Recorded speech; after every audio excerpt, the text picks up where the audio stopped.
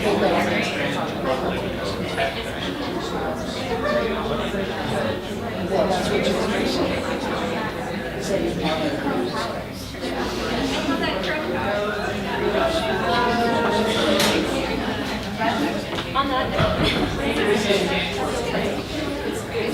evening, everybody. Welcome to Malvern Books. I just want to let this be an opportunity for a mic check. Can everyone hear me okay? Oh, yeah. Awesome. Thank you so much for coming out tonight. We are super excited to be celebrating the launch of Meg Freitag's debut collection, Edith. So I just want to say congratulations, Meg, and everyone give her a round of applause tonight.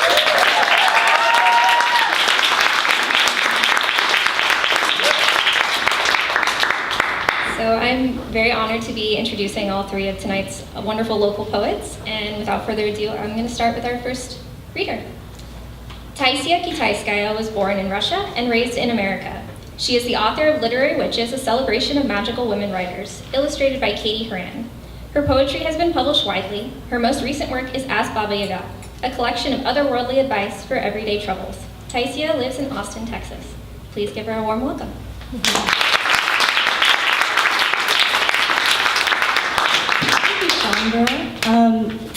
I'm so pleased to be here. Meg and Blakely and I were in the same class. We started out at UT together, and it was actually in our first semester poetry workshop with Dean Young that Meg brought in her first Edith poem. Is that right? Yep, that's right. Yeah, and we could feel even then that it was a really special project. We're all like this in the classroom. So I'm so excited for Meg. She's a terrific poet, and I'm even more excited for us to be able to have the book. First of all, it's a book written by a creature, Meg Freitag, about a creature, a bird named Edith, and I can only presume 4 creatures, so I feel personally excited about that. And that's just the tip of the delight iceberg that is Edith by Meg Freitag. So in honor of Meg and our time together at the Missioner Center, I thought I'd start off with, I'm just gonna read 3 poems. The first one is about a deranged housewife. And the Missioner Center kind of makes you into a deranged housewife. That's what's fun about it, It's like, when I think back to my missioner days, it was a lot of mooning around the house in my onesie, trying to figure out how to get some chocolate without having to change out of my onesie. It's tough. So, okay, here's the nightgown. Rabbits have bitten holes in my nightgown, which have only made her more sensuous. I am a sensuous housewife. Candles everywhere are dying to see me naked, but I'm never naked. There's always a thick eye deep inside me, recording and reporting to the other planets. I wear my nightgown in the daytime out of stubbornness and resentment. I unhinge elegant, fatal formulas in my notebooks. The nightgown glares with her many heads. I watch my mystery novels, eat, I peruse, I harbor sandwiches. I am lofty. My lovers waltz on my nightgown. We float on my nightgown's boat. One of my organs is a meaningless word, such as parabola. It itched itself into my regions, a boomerang in my lung branches, electric with grief. This is a story about my nightgown, which is riding the elevator. Your attentions to my nightgown have not gone unnoticed. But beware, she has a canid's loyalty and jaws. Just yesterday, she sat up on her hind legs to frighten me. My malice rises daily. It will drench the nightgown with black bile. Lovers bring flowers to my nightgown, and she is naive. She believes everything. She is plain as a pail. Perhaps she has a secret dowry. It is hard to imagine someone kissing the nightgown, but the impossible starves on. Meanwhile, I strive in the corner over my formulas. My regions are aflame. I've had to remove the parabola with tweezers, place it on a saucer. The nightgown gobbled it instantly. She is a monster. She should be locked up. She is fat with parabola. She winces as she walks. Her moods consume this house, spit it out as a TV program called My Troubles. I rarely see the nightgown anymore, but still her anger rams into me with 1,000 sturgeons. The nightgown is the last of me. She was also my first. So, at some point you have to get out of the onesie, which is a tragedy. That's Hamlet right there. You know? And like, as the three of us have had to do, after the MFA, you have to get a job. Try wearing a onesie in the office. It's been an adjustment process.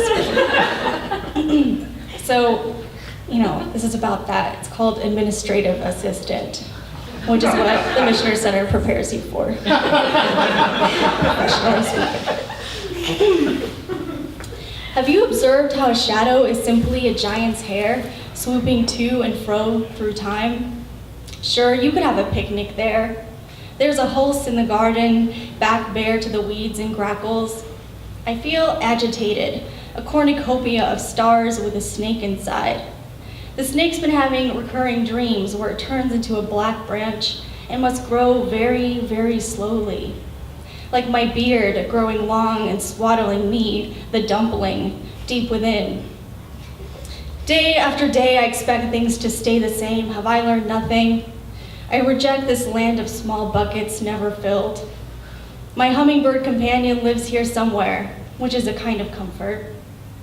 I must remember that money is not watching me, blind in its shifting burrow and never to be seen. But my consciousness is looking. It has bundled itself into a filth pocket. What the drowned, honest rat says, I say too. The black towel hides my horrible face. It is much irritable how we are speaking now. Last time we went to the well, my soul jumped in, I watched. Then I pulled up the pail and drank. My neck ajar, I poured my soul back in. So that's a day at the office. But you have to pass through resentment. And once you get to the other side, it's just derangement again. So it's really a full circle. So this last poem is just silly. It's called My Evil Twin. I feel nostalgic for my evil twin. He used to lurk around my yard like a goblin, sticking his head into bags of leaves. We worked for the government together. That's how we met. Weird we didn't meet earlier, but the twin was like that. He had a name like Laredo, or Marshall, or Lefaz. I could never keep track. He'd show up to Christmas and spit in the pudding. He loved to blow dry his tender bits at the dinner table. What was he doing to keep them so moist? Breeding caterpillars? I stopped inviting him, of course, but he followed me around like a moon-faced armadillo through heaps of light. Heaps! He liked to carry marshmallows in his handbag like a typical child. He was in love with me, that was the worst of it. His love and my repulsion made a sewer in which dolphins swam, growing grimmer daily until they stopped smiling altogether. Plus, I was tired of the grind. Working in an office, stapling memos to my back like an ancient Egyptian. Merciless, merciless, that's the world and its lashes, said the twin, and he got that much right. But the twin only made things worse.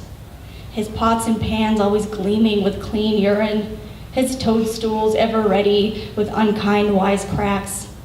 My twin, he disastered all over the place, tricking pretty baristas into going blipping with him. And then, lo and behold, there he'd be, jumping blimp, leaving the barista to fend for herself in the clouds.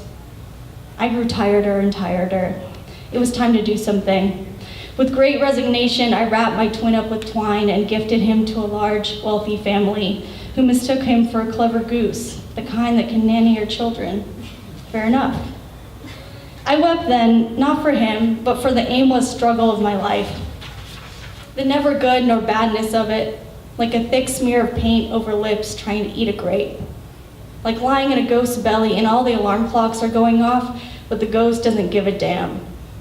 It's a miracle anyone has ever looked at you or drawn your profile on a napkin.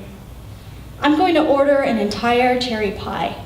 And when the waitress kicks me out at midnight, I'll leak what remains of my spirit into this glass of milk, like a criminal powder, a poison that makes the waitress glow radioactive when she steals a sip. And when we meet on the other side, maybe the twin can solve my murder. Thanks, guys.